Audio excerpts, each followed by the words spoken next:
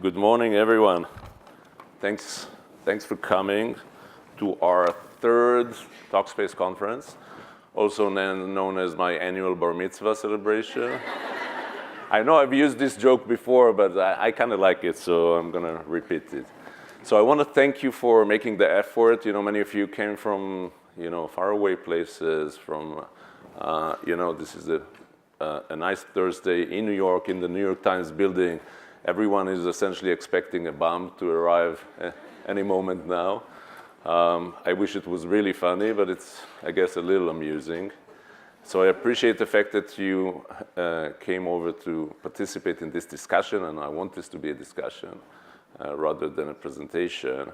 And I want to thank a few people. First of all, and above everyone else, the amazing TalkSpace team that has actually gotten us here to this stage in which we are celebrating the ways we're trying to help with the mental health epidemic. Especially the A-team, Joanna, Anna, Josh, the whole guys that made this happen. Thank you very much. Please join me. I also want to thank the great Michael Phelps, who's going to join us later. I'm going to interview him. It's going to be a very fun conversation. I really, really hope you guys will remain to see it. He's a good dude, a smart person, and beyond anything else, I think he really means well. He really aims at doing the right thing, and I think you can feel it through his words and through his body language and through the content that he chooses. So this is going to be fun. He has quite a lot of, I would say, experience in being interviewed, and it's going to be interesting whether I can find some new ways to penetrate his persona and show the Michael Phelps that we don't know, because we know who he is, the greatest champion, Olympic champion of all time. And we know what he chooses to show us, but I suspect there's a lot more hiding in there, maybe more interesting. So I give this away in advance, but I've asked quite a few of our therapists to advise me in what to ask him. Let's see how I can leverage that.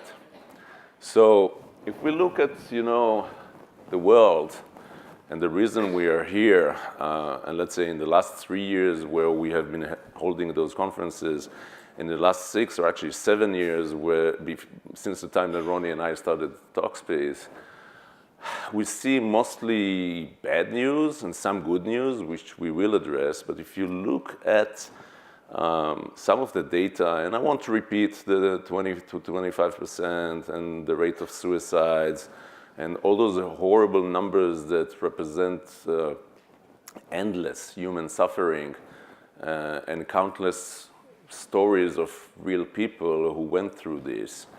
But I think at the end of the day, when you look at it, there's a complexity that doesn't really present itself immediately, which is, do we really know what's happening? Is mental health really an epidemic? Does it grow per capita? Is it maybe a little more reported than before, a little more discussed than before? Is stigma being removed a little?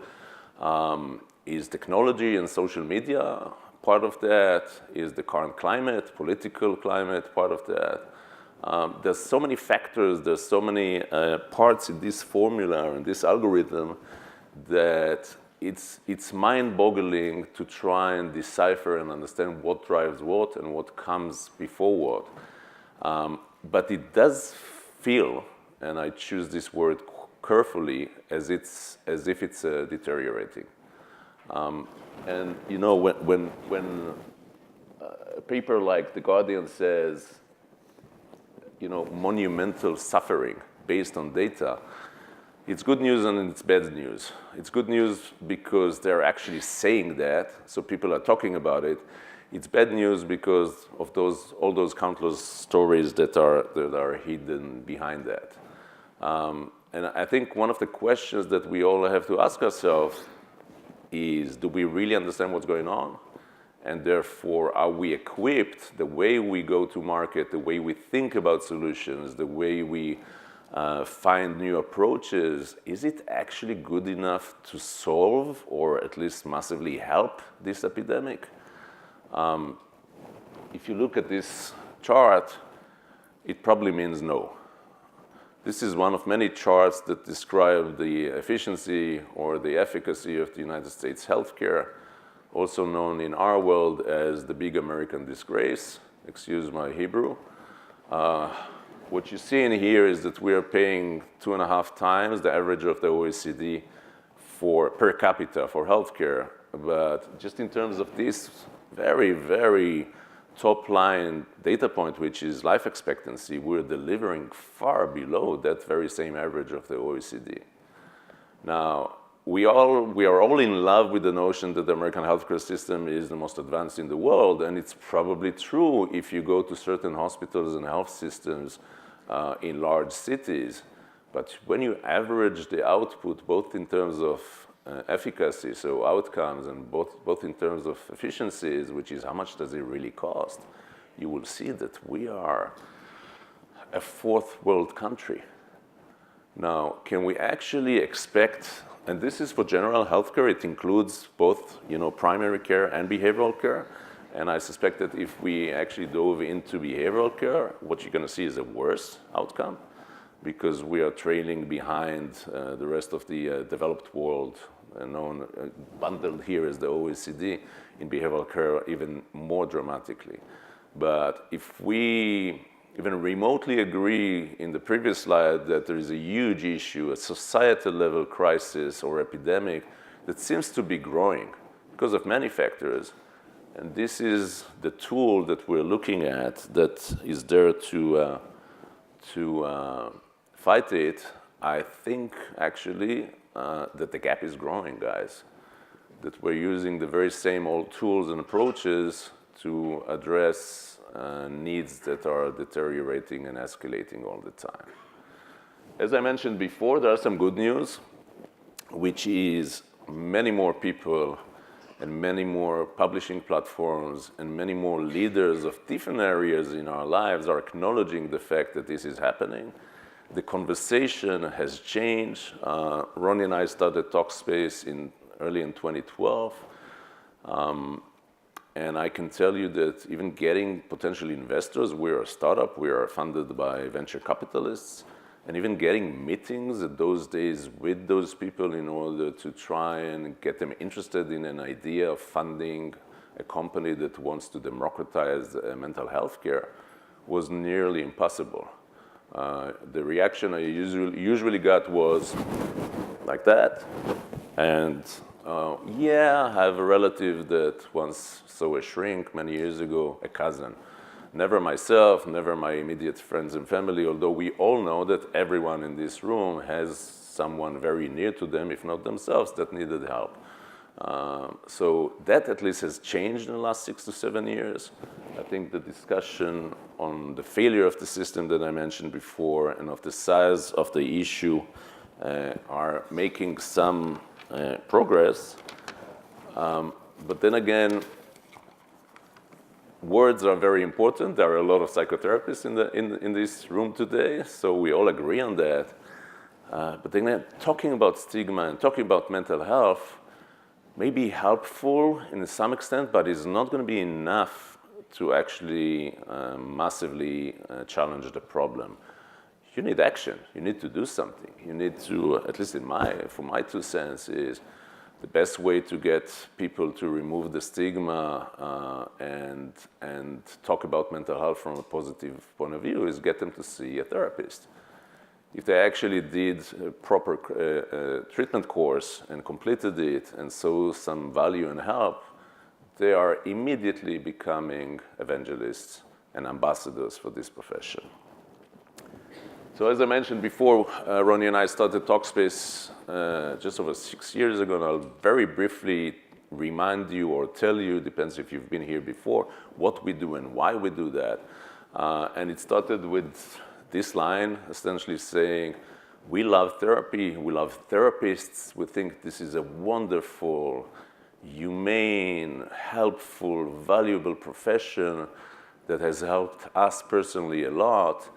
And the day we discovered it, we're saying, how come so few are actually accessing the help that is being provided by psychotherapists? and can we think about ways to change it? That was almost 7 years ago, and we have fought a lot and succeeded a lot and failed a lot. And today we are in a very different situation to those days. First of all, we have an amazing team, which is, I would say, a small slice of our team is on this slide today. We have helped more than 1 million people who went through the TalkSpace experience in those years. We have created a network of over 3,000 therapists nationwide. And those are the most amazing. Those are, excuse my tech speech, those are our real offering, our real product, our real value, because this is the network that actually delivers this value that I mentioned before that's ingrained in psychotherapy. And we have helped a lot of people individually. They just come over and use TalkSpace and find a lot of value with it. And within the last, I would say, 18 months, we also started to work with commercial markets. We were lucky enough that we managed to convince Lynn Hamilton, who is seated right here, our Chief Commercial Officer, to join us from a large health company called Magellan Health. I'm not sure she really knew what she was joining, but at this point she may have some idea of what happened. And with her help, we together are working with over 70 employers which offer TalkSpace directly to their employees, and with 4 very large health plans, national ones, which again use TalkSpace in order to solve some of the issues which I'll talk about in a couple of slides, mostly the huge need for access to behavioral health and the need to properly monitor the outcomes and the quality. So going back to the problem at hand, which is if we want to make therapy available for all, we want everyone to have a pass, to have a chance of really speaking with a therapist for quite a few sessions, to really get into it and make a considered decision whether this is helpful for them or not. What entry barriers do we have to remove? Or in other words, why are most of the people, and therapy regularly in the United States is being used by maybe 2 or 3% of the population. So let's say, how can we get the 97% of the others to actually try it for real? What is stopping them? And you guys are very familiar with this. There's nothing which is magic or science fiction in here. It's very self-explanatory. The biggest hurdle is cost. Mostly people choose to pay for therapy out of pocket, and in most instances, it's if you get it reimbursed, it includes a pretty nice copay, and the cost is a high, perhaps the highest entry barrier. The second one is access or convenience, and it has a lot of facets, and I'll just go very briefly around it. We know that it takes 2 to 3 weeks in average to schedule a first session in a face-to-face settings. And many people will choose avoidance or any other technology that they employ in order to say after 2 weeks, well, you know what, maybe I'll cancel. And the outcome of that is that 1/3 of the people that actually schedule a first session with the psychotherapist don't make it to the first one. Beyond that, there is the need, beyond the time it takes to schedule that, there is the need to go somewhere else. It's very difficult to find the right time slot. The great therapists that we work with are usually pretty full, and the answer will be, oh, I've got something in about 2 weeks at 3 p.m. on Wednesday. But then again, I have a business trip or I have a previous commitment and I may not be able. So just the notion of the scheduling, the convenience is pretty difficult to overcome. Stigma, unfortunately, this is almost 2019, is very much alive and well. Maybe not in this room or in this city even, but elsewhere it's doing pretty well. And stigma is not just the I would say the simple facet of I don't want people to know that I suffer from a mental health problem. Stigma is also this notion of getting in touch with someone who at this point in time is a complete stranger, my therapist, and meeting them for the very first time and going through that sometimes somewhat intimidating, judgmental, awkward first session or first few sessions before trust is being established, of getting to know your therapist. So stigma is alive and well. And last but not least, which you're all very familiar with, is the match. Therapy is about relationship. It doesn't matter which, my 2 cents, and I'm not a clinician, but I've spent a lot of years listening to clinicians.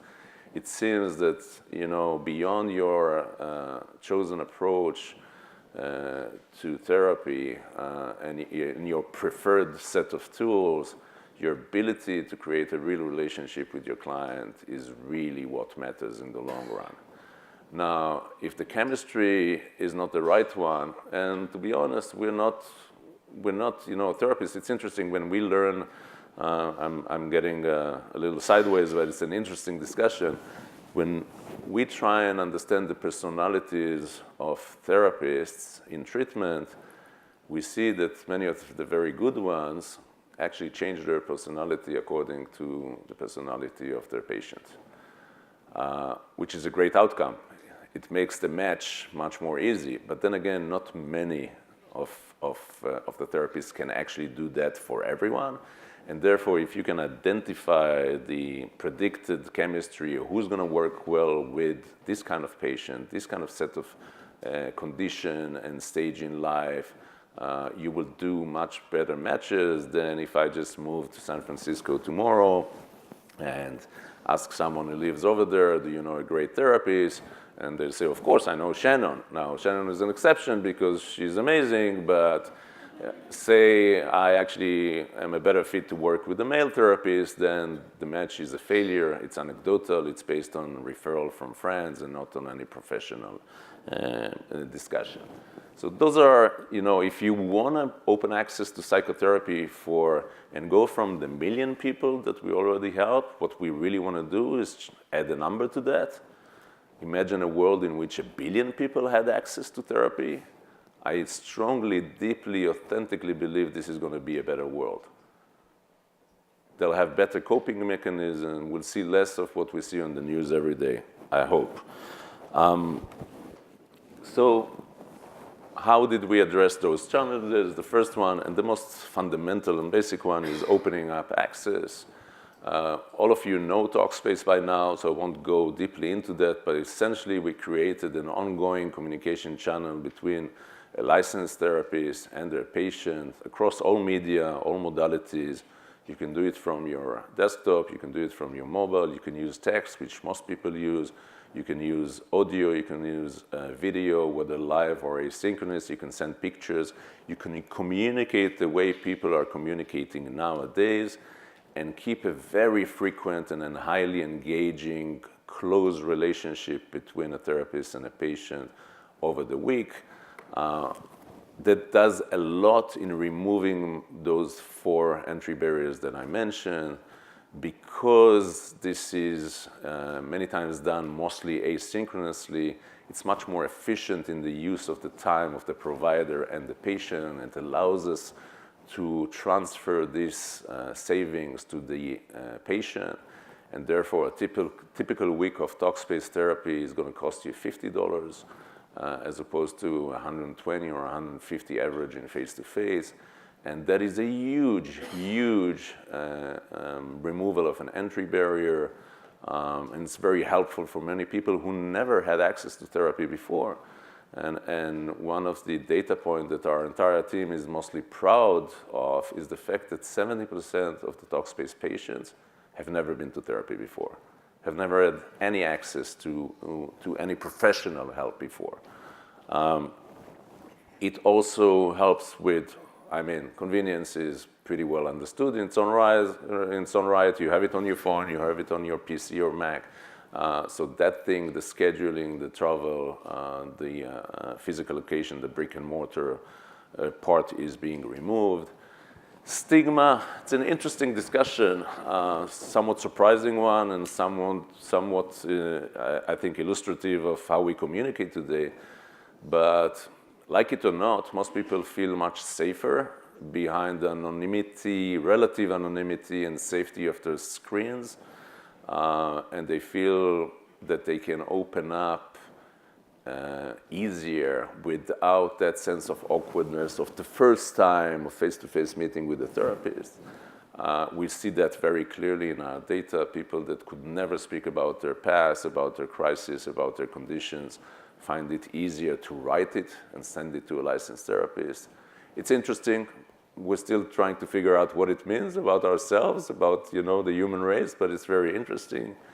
And last but not least, I'll show you how we manage the quality, which leads to, I think, a very unique ability to match and help clients match and rematch until they find the real therapist that is a good fit for their particular set of needs. This is the access part. The second one is the quality, and psychotherapy in its essence, in its history, suffers from, I would say, a lack of data.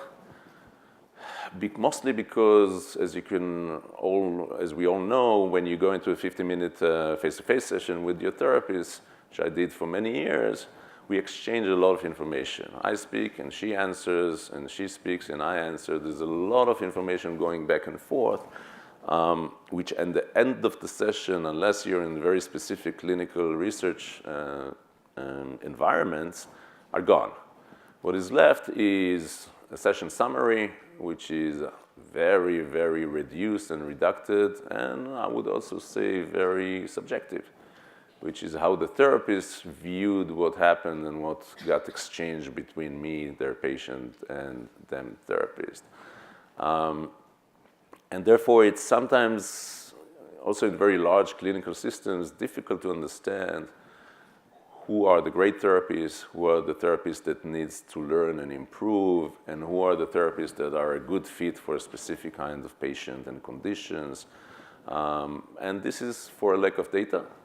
And again, we're being very open and friendly and transparent here. Not all the therapists in the world are really interested or willing to be measured and to be tracked in terms of data in order to understand more about their profession.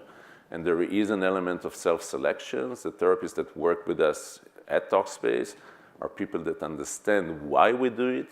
And the reason we do that is to better understand how to provide more successful, more efficient, more efficacious care for more people. And understanding what works and what doesn't work is a key part of that. So what you see in here is some of the tools that as TalkSpace clients you won't see, but as TalkSpace therapists you will see, which is how we track the treatment, how we structure it, how we collect data points along treatment from the clients, the patients, and from the therapist, and how we feed back to the therapist a lot of insight and content and I would say suggestions and tips. I want to make one thing very clear. We have I would say a vision to what we do with technology. TalkSpace is a technology company which invents, creates, and produces tools for therapists to provide better treatment.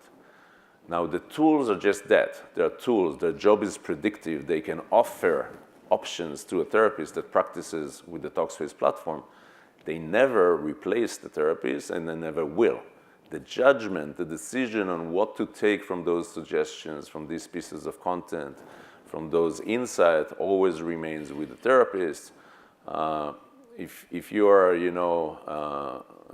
if you're listening to the conversation in the markets about robotherapists and bot therapists and all that jazz, I personally think that many of the people that talk about AI are actually talking about a different acronym. I would call it BS.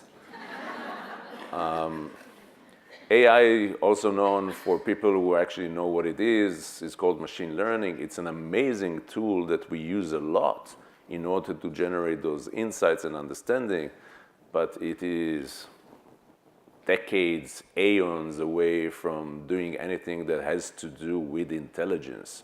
This is just a very smart data processing system.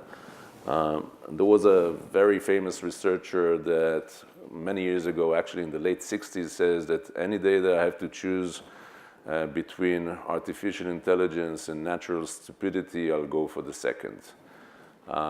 So those are tools to help you, the therapist, and this is what they do. Now, this is, there are many therapists here today, and this is perhaps the slide that I'm most proud of, because the TalkSpace Network, and this is a couple of data points, that there are the outcomes of all the work we do in order to support and help and train and teach and create communities for the therapists that work with TalkSpace. But I know this for a fact because we verified there is no other network, at least in the United States, whether it belongs to large health plan A, B, C, or D, that actually has a positive NPS, a Net Promoter Score. So the therapists that work for those networks are saying, we would not recommend it to any of our colleagues or friends. So I think, for me, this is a specific point of pride because I think this represents the authenticity of the huge investments we make, both in technology and both in relationship, of adding real value to the therapists that work with us at TalkSpace. And I think it represents their understanding of the place we're coming from. And this is a huge achievement for all of us. And thank you, Ronnie, and all the people that are doing that. Whoa.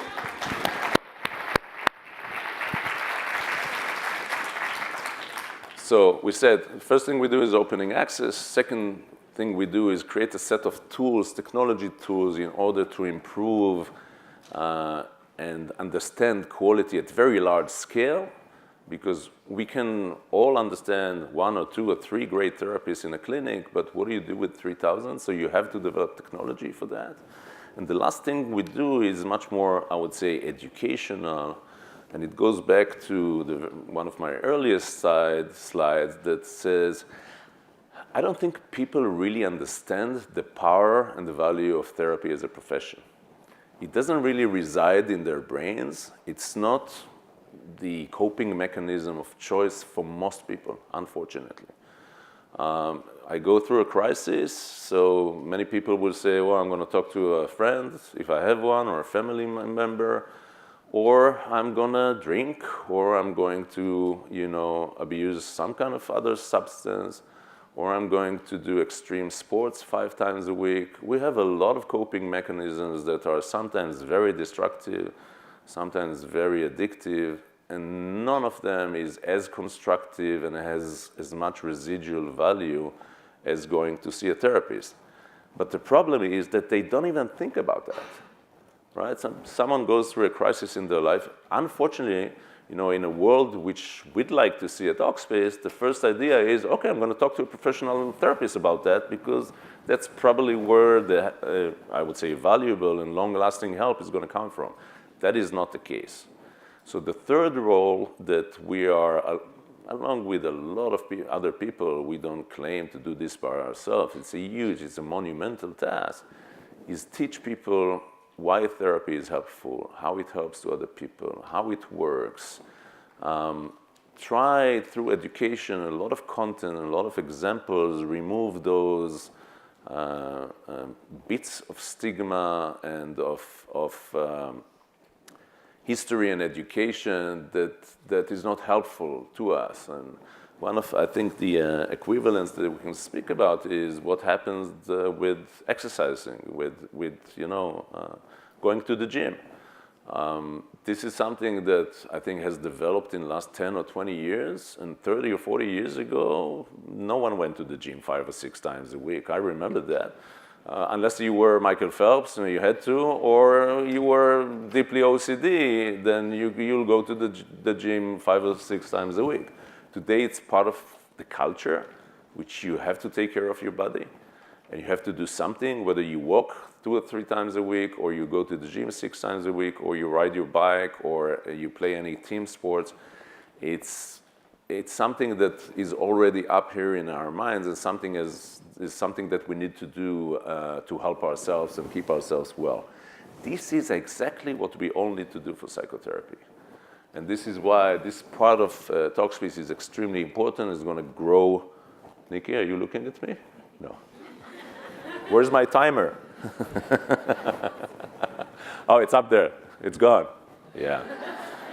Always the same. I'm sorry. This is going to grow massively. We already have more than 300,000 uniques every month on our blog at TalkSpace.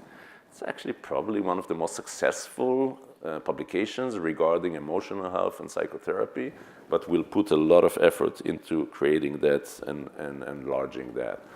And this is all part of, I would say, the backend or the technology part of TalkSpace, which is, I think, roughly expressed by this very weird slide, which is the logic of how we process all the information in TalkSpace, where we gather the sources. This is the backend that Gil, our CTO, and his team developed for us. And really what it means, it allows us to learn in real time what works and what doesn't work, and then feed it back to the therapists and to the clinical team almost in real time as a string of insights, suggestions, content, articles, interventions, you name it, that allows us to, over time, improve the way we and the people that work with us deliver therapy. I won't go into too many details because Nikki looked at me. And we see the outcomes. We're doing a ton of research. I won't spend much time on this. Maybe a couple of words on this one, which is, this is going to be published in JAMA very soon. It's done in collaboration with Columbia. But I think the interesting part in here, which the outcomes are really impressive, 65 to 75% remission rates. But look at the sample size, guys. Over 15,000 participants in this research. We all know that the regular clinical research is 50 to 70 people if we're lucky, and is single arm and retrospective. This is very different and offers a far deeper statistically valid view into how well we really do. Anyone who wants to learn more is welcome to get more and ask us for the details. And lastly, we're getting to why we're here today, in which, in this day and age that we described in the very first slide, in this epidemic-ridden world, what does it really mean to be a teen, to grow up in this world? What does it mean to be bullied on social media? What does it mean to be addicted to the internet in all its manifestations? And I'll give you my opinion in 2 seconds, which I really think the internet may have been a really bad idea, guys. I know that's what we do. We're a technology company, but we hope that the time that people spend talking to their therapist through technology is replacing the time they spend on Snap, right? It's a double win. This is the way we want to see that. What does it mean to live in an environment where the political discussion is looking as it is? What does it mean to grow up in an environment where school shootings are almost a weekly occurrence? There's an epidemic of loneliness, which I think is manifested through technology and through communications and content, which is dramatically more painful with young people. And this is the topic of the discussion today. What we did in the last few months is, in order to add our share to the solution, which is far from being enough, but this is what we can do, is actually the thing that we announced today, which is we are now providing TalkSpace services for teens from 13 to 18. We have created a network of therapists that have experience and the willingness to deal with such clients and patients. And we know those people because they have been knocking at our doors, our digital doors, so to say, every night. And the CT team, you know, the matching team knows that very well. They've been begging for help for a long time.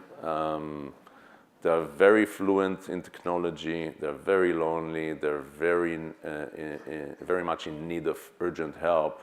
And they are lost in this world, which we'll discuss today. So thank you again for coming. And let's see if we can come up with some new ideas how to help those guys. Thank you.